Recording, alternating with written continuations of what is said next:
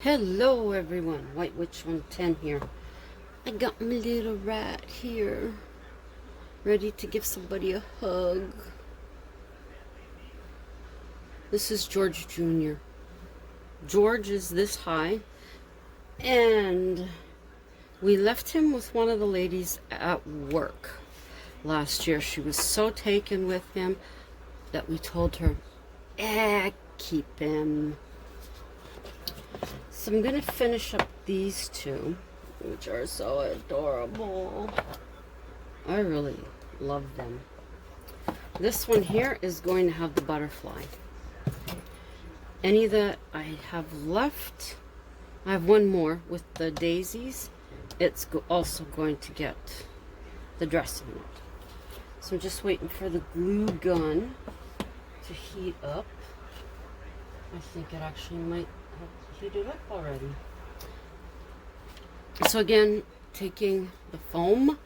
I also do have a story for you tonight. I just finished it.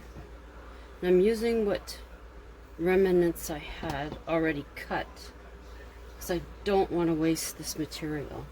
I absolutely love it. Let's see, are we back? Okay, there we go. Okay. Yeah, I absolutely love it. So I don't want to waste any of it. This you won't see anyways because it's going to be underneath. So that's okay. That's okay. Hubby's going to be making cotton candy later. One of the gentlemen at work put in an order. Of course, we told him it depends on the humidity, and it looks like the humidity is actually going down. So this is good news. He's going to get his cotton candy.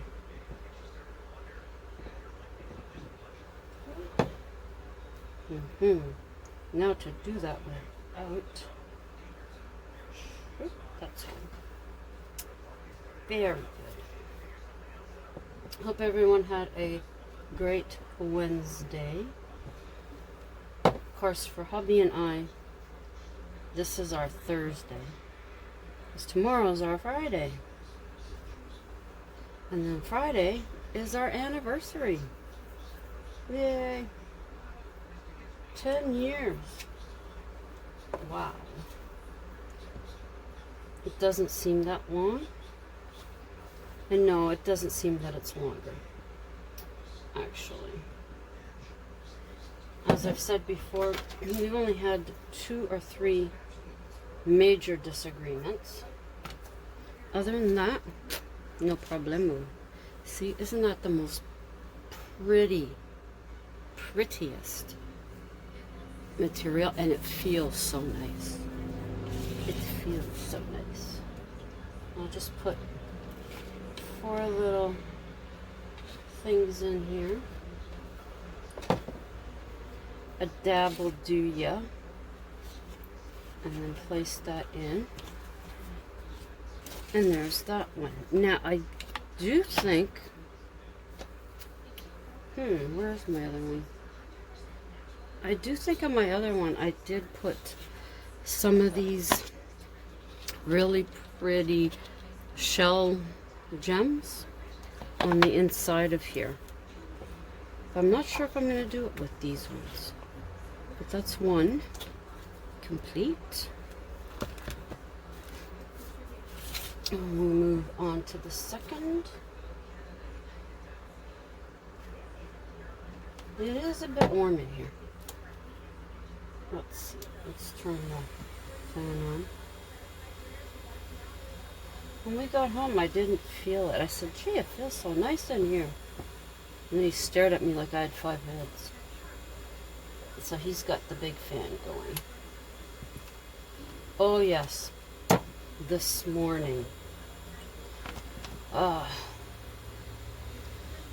We get up, have our showers, get ready to go to work.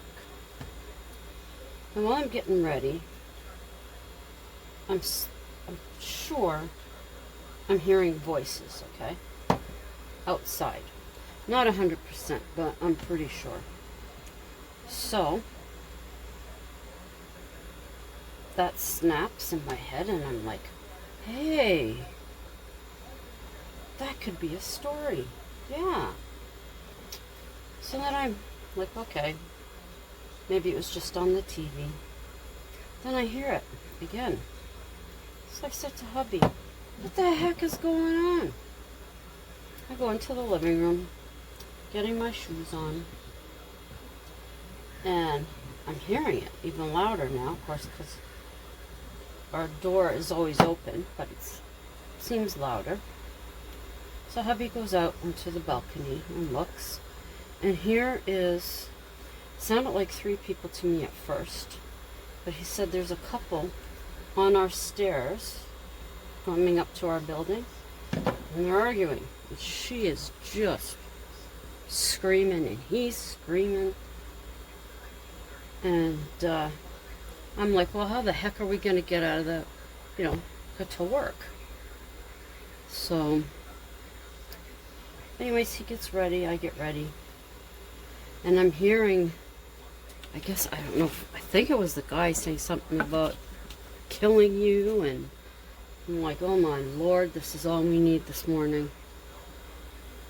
So we go out the front door, and because I thought someone else, it sounded like someone else was in the carport downstairs where you come in. So we get down there, and no, nobody's there, but they're still outside. So I said to hubby, I'm not going down the steps, I'm going down the ramp. So we go down the ramp, and he's ready to cross the street. And I said, I'm not going over there. And he's like, well, yeah, I'm going over there. I said, no. I said, one of them is in the bus shelter. I'm not going over there. I'm walking down the street to the bus stop across the mall. Across from the mall. Okay. So we go down there. And this woman that usually gets on the bus, she's there, and she's giving us this funny look. So we explain what was going on, and she stops for a second. She's like, oh yeah, I can hear him. And this is like a good block and a half to 2 blocks away, city block wise. So every once in a while, you can hear it. I guess the wind was coming our way. And I look over, I see one person walking in to the towers across the street. I think that's where they went, across the street. And so we get on the bus and we're going. And here they are. I guess the guy had started walking after the other guy. And there's the woman with her arm around, partially around the guy. Looks like she's leading him back to our place. It's like, holy mackerel, like we really don't need that kind of crap happening here. But, so that was a lovely way to start the day. I mean, man, they were loud. Holy mackerel. I'm surprised the superintendent didn't get up and go outside. But there's the second one. Like I said, I'm not sure yet if I'm gonna, it's a little puffy, but if I'm gonna put the beads in there. But they're there. 2 more. Done. This one, beautiful sunshine and thankful thoughts. And of course this one is thank you. But that's for another day. I have a lot of another day projects, that's for sure. Another day is going to have to be this day sooner or later. Where did I put the story? I do have one other thing to do before I read the story.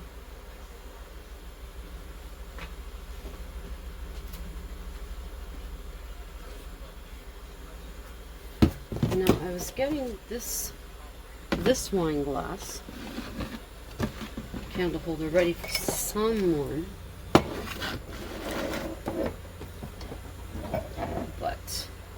unless I can get an address for them, this one is going, yeah. This one is going to end up with a different home. But that's okay. Did I put that on? Yeah. See what happens when you don't do this stuff for a while? You're totally messed up as to whether you're doing it right. Laura, I have to go watch your video. Don't laugh, girl. Don't laugh. These are really curled up.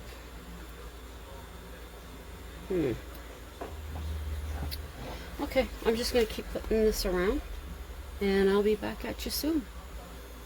Okay, there it is. All pretty. I just need to pick a butterfly. Now, I did have this one in mind. Kind of goes with it. But I could also use this one. I think this one, its wings are too large for that. I could use that one. Thought I had 3 of these. That's 1, that's 2. Out of the way. That's 1, that's 2. That's 3. I don't know. Not 1 or that. No, I think we'll go with this one. Now, if I'm right. Yep, that comes right off.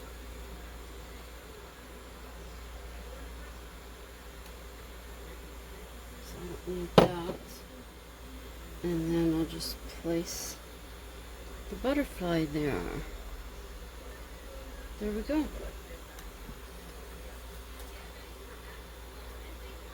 Number 2, done. Or number 1. No, yeah, because this was the other one I had that I finished. That this is too small, so you have to use the battery operated one. But even the battery in this one would look very pretty. So there's that one. So now we will go to, oh, let me unplug this. Okay. Now I will go to the story.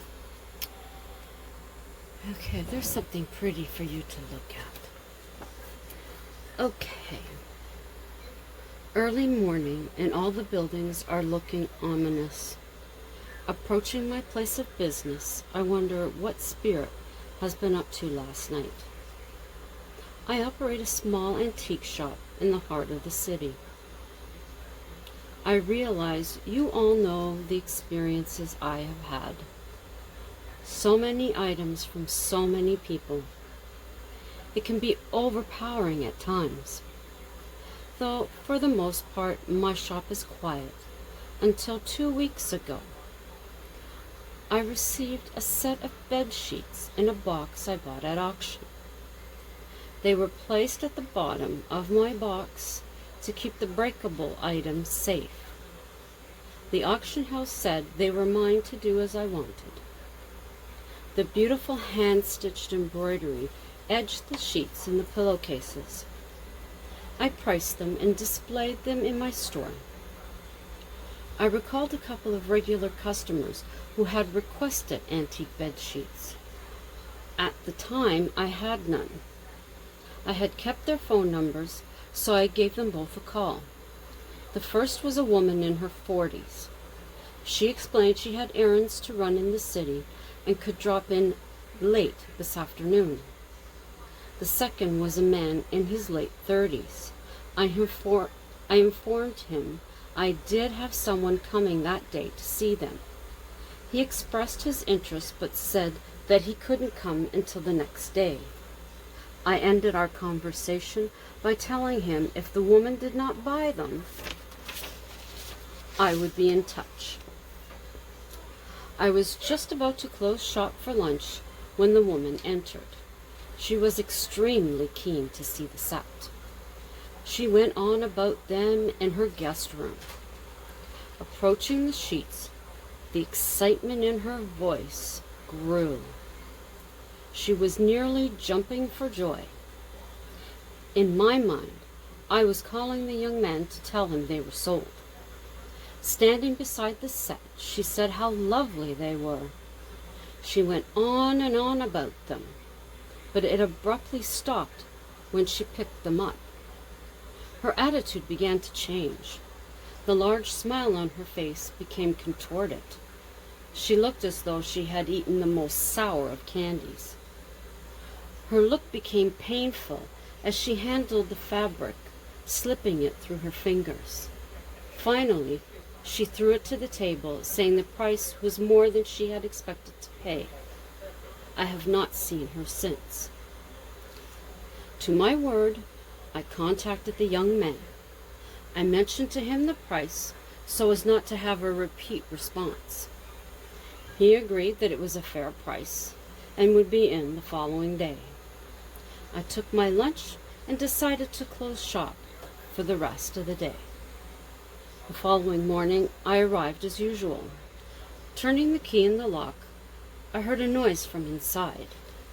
As I opened the door, a musty smell met my nose.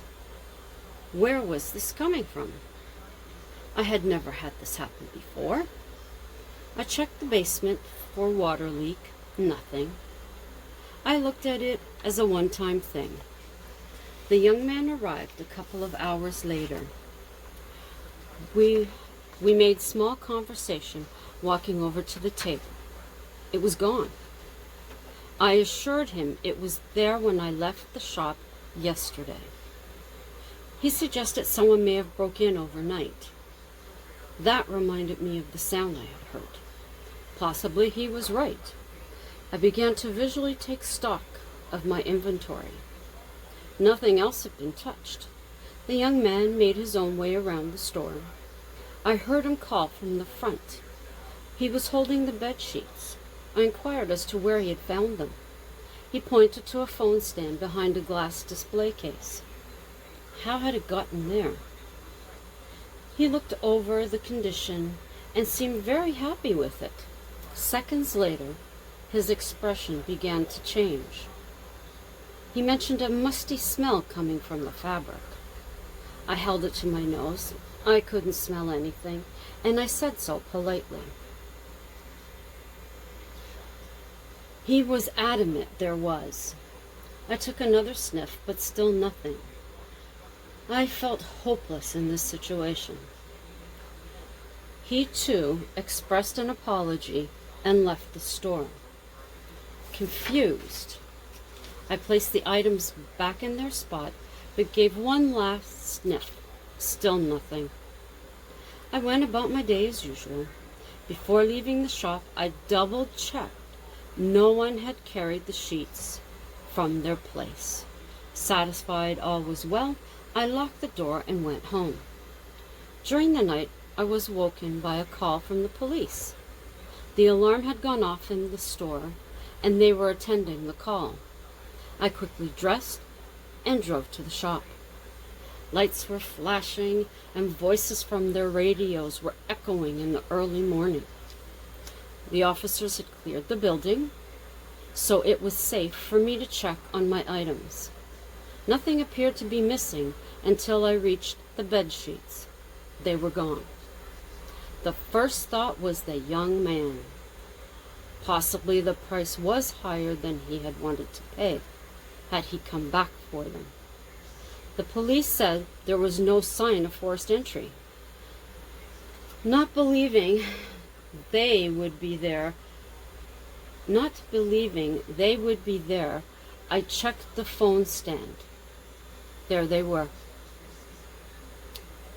Who would break in only to move the sheets to the stand? I thanked the police for their quick action, reset the alarm, locked the door before leaving. At home, I sat in bed, attempting to make sense of it all. Eventually, I must have fallen asleep. Opening the door to my shop later that morning, the musty smell greeted me once more. This made me curious as to whether the police had experienced it. I called the station and was told they had, but it was an antique store, so it was expected. I hung up the phone perplexed. Next was to check on the bed sheets. This time I checked the phone stand first. They weren't there. With a sigh of relief, I went to the table smiling. My smile was short-lived. They were gone. Had the police overlooked a spot in their search? Had one of them come back and taken them? No, that wouldn't happen. My alarm hadn't gone off again. So what was the answer? I was truly at a loss. And do I want to leave it there? Okay, we'll keep reading. Okay, I was truly at a loss. The sheets turned up later in the day, just where I had left them, folded just as I had folded them. Who was playing a trick on me? The next morning, the musty smell was still there to greet me, and the sheets were once more gone. They were becoming a nuisance, and I thought of sending them back. I contacted the auction house about the strange happenings surrounding this linen. They admitted there were times they did seem to go missing, but keeping in mind many people and items move around, they thought nothing of it. I hung up, realizing they were not taking it back. I sat for a while staring at them laying there on the table. It was as if I was daring them to move, but they didn't. The shop got busy, and I did not give another thought to the bed sheets. For the following few weeks, the same smell greeted me at the door each morning, and every morning I'd search for the sheets. I began to notice each customer who held the sheet in their hands never returned to my shop. Frustrated with the situation, I contacted the alarm company to see about cameras. A gentleman was at my door the next morning to get to work. He set about positioning cameras throughout my small shop. He even placed one in the basement. He spent time showing me how to connect through my computer and phone. That evening, sitting in bed, I logged in to watch. I was amazed at the appearance of the place. Night vision made it appear like midday, except for certain corners. I must have watched till 2 a.m. when I shut the computer down, confident the bed sheets hadn't moved. There was a sense of relief my morning could be normal again. But unlocking the door, the smell came, and I knew they wouldn't be there.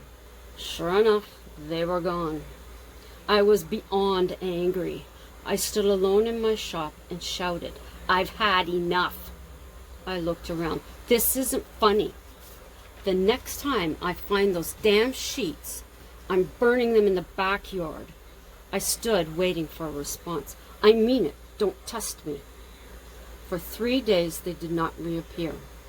I must admit at this time it never occurred to me that a spirit was attached to them until a doll, jewelry, or a mirror. Yes, but not bed sheets. I was happy though. The smell had gone, so I had no reason to worry. On the 4th day, the smell returned. I found the sheets on the phone stand. I turned and addressed my invisible tenant. I meant what I said. I grabbed the sheets, threw them in a paper bag, then behind the counter. And I think we'll leave it there, because I'm going on 24 minutes now. And I know this is due to, it automatically shuts off. That doesn't make me happy, but it does. It automatically shuts off. So I would like to thank you all for joining me this evening. I can't find a pen. Okay. Just to see the 2 little quick crafts, the completion of the boxes, and of another one of the wine glass flower candle holders. And I hope you've enjoyed the story so far, and that you'll join me tomorrow for the completion of it. Thank you to all my YouTube family. I appreciate and love you all very much. I've gotten to know some of you very well and feel close to you.